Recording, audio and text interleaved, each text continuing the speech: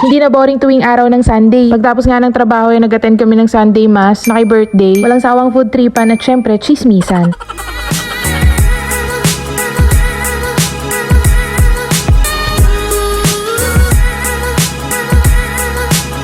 Nanibago siguro kayo, may intro yung video, no? Gusto ko lang talagang gamitin yan. YT days ko yan. Yung ginagamit kong intro before. So nag-ayos na nga kami kasi attend kami ng 6 PM mass. At bago nga kami umalis parang medyo gloomy yung panahon. Uulan, hihinto. Tapos ang aga pa nga pero makulimlim na talaga. Hassle pa naman sa mga nagmomotor pagka naulan. Kaya buti nga nung paalis na kami, wala na talagang patak ng ulan. Kaya for the go na talaga kami. And as usual, hinatid muna namin yung aso namin dahil walang magbabantay na naman sa kanya. Parang bata nga tong aso namin na to kasi pag aalis kami, naiyak talaga Pagkalapag nga namin sa kanya, umalis na rin kami kagad kasi malilate na naman kami sa mass. Dito nga pala kami nagsimba ngayon sa may Muntinlupa sa bayan. Parang kada Sunday tuloy napansin ko iba-iba palang simbahan ang napupuntahan namin. Tapos malapit na pala magfiesta yung Santo Niño dito. Kaya nakaabot pa tuloy kami ng banda.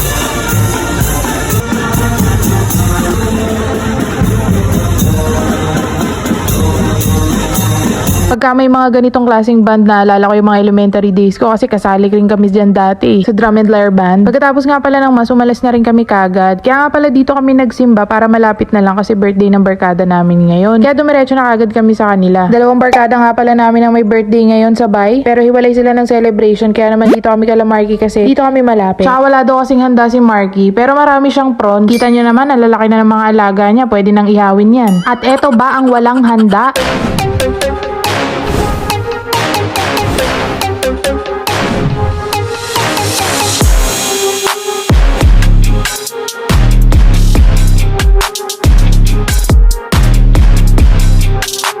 Grabe, wala pa kayong handa sa lagay na yan Paano pag may handa pa kayo, baka maimpacho na ako niyan. Sa lahat nga ng handa nila, ito yung pinaka tina-target ko talaga. Etong kanilang lasagna. Beef lasagna tong ginawa nila at tignan nyo naman, sobrang dami ng beef ba yan? Basta sobrang dami ng meat at wala nga tao dito sa loob. Kaya sobrang tibay ng mukha ko kasi sulit talaga yung pagkuha ko ng lasagna. Ano naman, ang kapal niyan kasing kapal ng mukha ko nung kinukuha ko yan. Binigyan pa nga nila ako ng parmesan cheese Todo chika nga ako habang binubudbud ko to, nakalimutan ko, maalat nga pala to. Napadami tuloy yung lagay ko. At guys, para makuha niyo yung mga gusto nyong pagkain nang hindi kayo nahihiya, ang una nyong gagawin, chichikahin nyo muna yung nakabantay. Sabay angat ng konti ng takip ng next na food. Pag napatingin sa'yo, chikahin mo ulit. Yung more effective, tinanong pa tuloy nila kung kumain na ba ako. Niyaya tuloy nila akong kumain ngayon. O di ang next ko na kinuha di pansit. Tapos konting chika ulit, bitawan mo yung food, and then ayun, kunin mo na ulit yung next target mo na food. Palabok naman.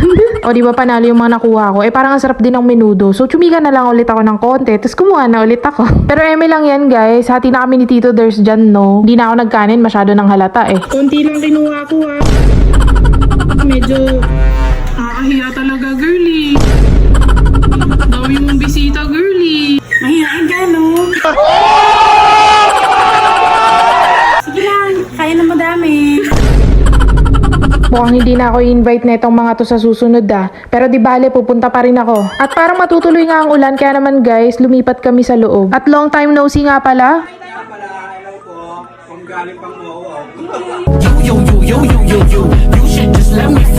Ayan si Rocky, nakasama na namin siya during ng mga umaakyat kami ng mga bundok. Di ko siya nakilala nung una kasi pumayat siya. Nag-request na nga rin pala yung mga bata, nabuksan na yung cake. Kaya naman hinatid na ni Julia sa dudong Mark niya yung cake. Kaya nga lang, wala si Marky. Kahit 45 years old na si Marky, kailangan makantahan pa rin siya ng happy birthday. Kaya naman tinawag ko na siya sa labas. Ito nga pala yung birthday boy. Nahiya pa sa video